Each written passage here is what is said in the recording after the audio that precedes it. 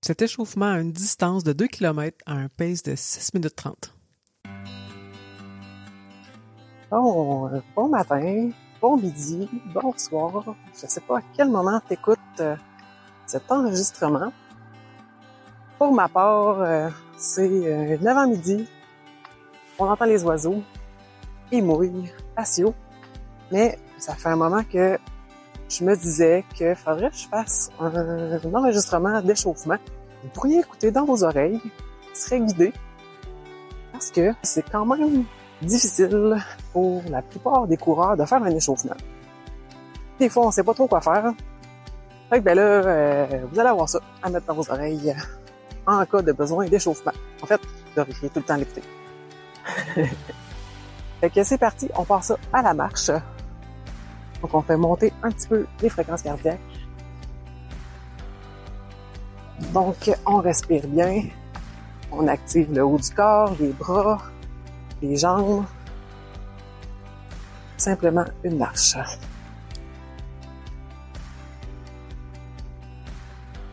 Pourquoi on part ça à la marche? Parce qu'en fait, on veut échauffer le corps. On a déjà parlé, moi et Coach Bill, un échauffement, c'est pour le cardiovasculaire. Donc d'abord, on fait monter nos fréquences cardiaques. Si on était assis sur notre divan juste avant de partir, les fréquences cardiaques sont autour de 60, 70, 80 battements par minute, ce qui n'est pas assez élevé. Le corps n'est pas prêt à commencer à faire un effort physique. Donc, ce qui va se passer quand on va marcher, on a quand même un bon pas rapide. Vous l'entendez probablement dans ma voix.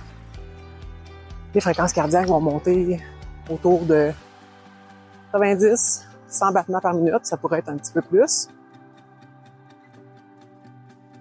Puis, ce qui va se produire aussi, on a parlé dans l'épisode sur la respiration. Quand on commence à bouger, il se passe toutes sortes de choses au niveau du corps. Il va y avoir une vasodilatation, donc une dilatation des vaisseaux sanguins. Le sang va circuler beaucoup plus facilement, va se rendre à nos muscles, va revenir à notre cœur plus facilement. C'est comme si on ouvrait le tuyau. Ce qui fait en sorte que le cœur va travailler moins fort pour faire circuler le sang. Donc, il y a besoin de donner moins de résistance. Il y a moins de résistance au niveau des vaisseaux sanguins.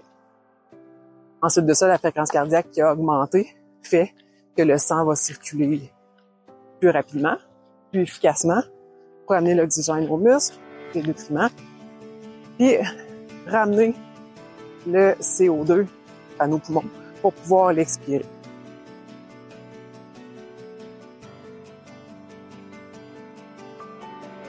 Ce que j'aime bien intégrer, les pas chassés. De côté. Bon, c'est parti. Donc, pas chassé. Je suis de côté. C'est comme si je venais botter mon autre pied pour avancer. Donc, il n'y a pas de pas croisés. J'espère que vous entendez mes pas au travers. Je suis toujours du même côté. 3, 2, 1. On marche.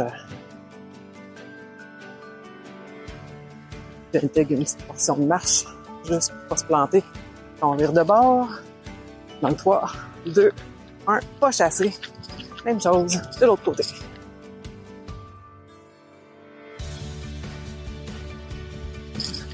Trois, 2, 1, on marche.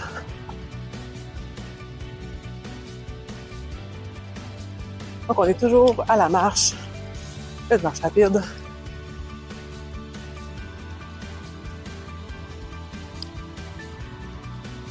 Donc, maintenant, je vais intégrer les talons-fesses. On va faire à la course. Je fais sur le principe du 3 pas. Donc, à chaque 3e pas, je vais faire un talon-fesse. Donc, c'est parti. 1, 2, 3. 1, 2, 3. Donc, à chaque 3, je viens de donner un coup de talon sur la fesse. On le fait aux 3 pas. Parce que si on le faisait aux 4 pas, on ferait toujours la même jambe. 2, 3, 1, 2, 3. 3, 1, 2, 3. Toujours le talon-fesse. Au 3e pas. 3, 2, 1. Et on marche. Donc, je suis rendue avec les genoux hauts, que je vais faire encore sur le principe du 3 pas. Donc, à chaque 3, on vient faire un genou. C'est parti. 1, 2, 3. 1, 2, 3.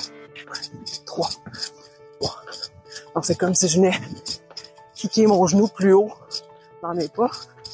Juste au pas numéro 3. 1, 2, 3. 1, 2, 3. 3. Pensez bien respirer. Implique les bras. 3, 2, 1. Et marche. Donc, mon corps commence à être bien échauffé. On va venir on va venir réchauffer les hanches. Donc, je lève mon genou, je viens le mettre en ouverture, je dépose mon pied comme sur le côté. Donc, j'en fais une dizaine. 10, 9, 8, 7. Donc, on fait des ronds vers l'extérieur avec notre hanche. 3, 2, 1.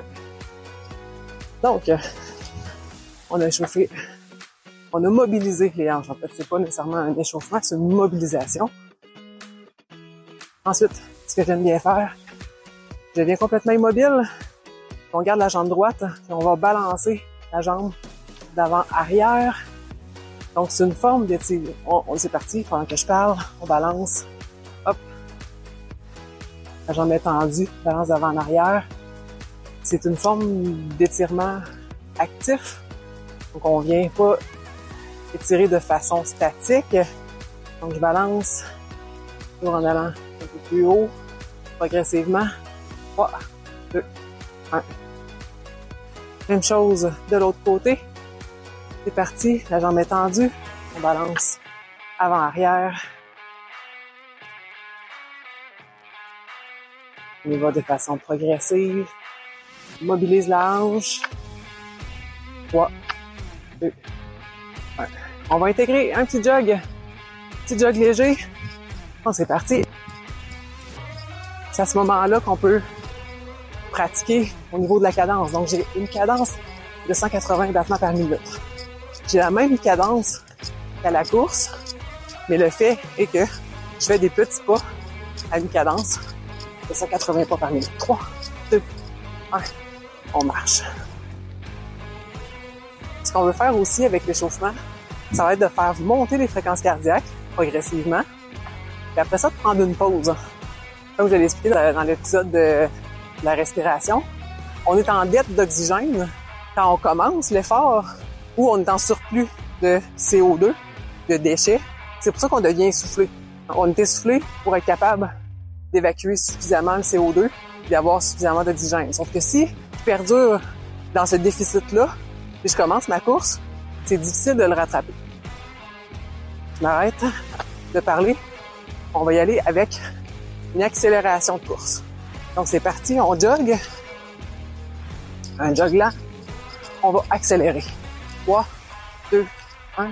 On accélère. C'est parti. C'est pas un sprint.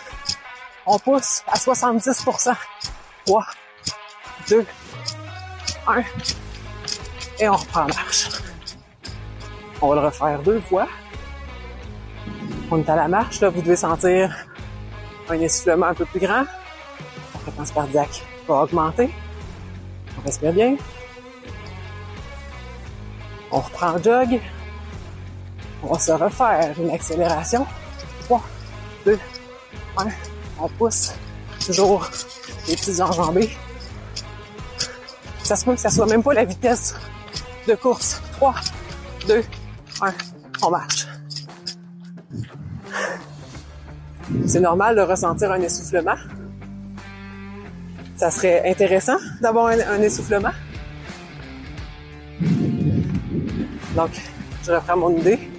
Le fait de faire monter les fréquences cardiaques, de préparer le corps à la vasodilatation, rendre le cœur plus efficace, d'être en dette d'oxygène. Parce qu'ensuite, on va refaire notre dernier sprint, entre guillemets. On va prendre une pause pour récupérer notre respiration. On prend jog. On jog. 3, 2, 1. On accélère. On monte à 70%. On engage les bras. 3, 2, 1. Et marche. Excellent. Dans cette période-là, super important, ça sert à rien de maintenir l'essoufflement. Donc, je me suis arrêtée. Tantôt, on balançait d'avant-arrière la jambe. On va y aller de côté. C'est parti. Donc, on balance. La jambe est droite, est tendue. Comme si on voulait botter un ballon. Donc, on va vers l'extérieur, puis vers l'intérieur. On dépasse la ligne verticale de la jambe opposée. On balance. 3, 2, 1. Même chose de l'autre côté. C'est parti. Encore une fois, on est en mobilisation. La hanche, des étirements actifs.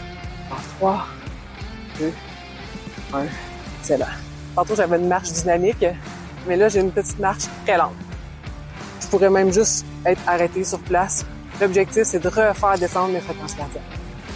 Donc, avec les sprints et les étirements qu'on vient de faire actifs, ma fréquence est à 130 battements par minute. Je veux faire redescendre dans la zone échauffement.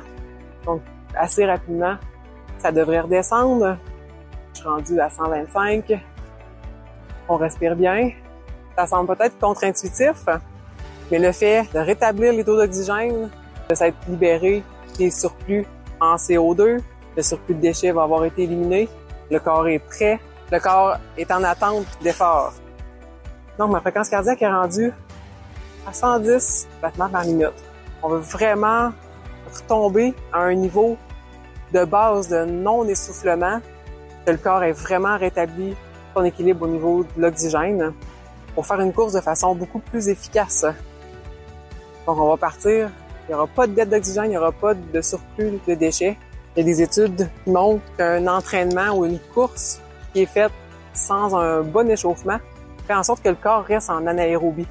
Donc, si on s'en va, surtout pour les courses qui sont beaucoup plus longues, il y en a qui vont dire « Ouais, mais je commence tranquillement. Quand je fais ma course, je vais moins vite que pendant ma course. » Quand même, c'est une charge trop grande par rapport au fait qu'on passe de immobile, sédentaire, à complètement actif. Donc, la marche, puis la pause. La pause est importante pour rétablir, comme j'ai dit, l'équilibre au niveau gazeux. Donc, surtout pour une longue, on veut pas tomber dans son système anaérobie, même si les fréquences cardiaques sont pas si élevées. C'est pas, on passe de un système énergétique à l'autre. C'est une façon progressive. Il va y avoir un pourcentage du système oxydatif, un pourcentage du système anaérobie. Donc, morale de l'histoire, on fait un échauffement. Fait que, sur ce, bonne course!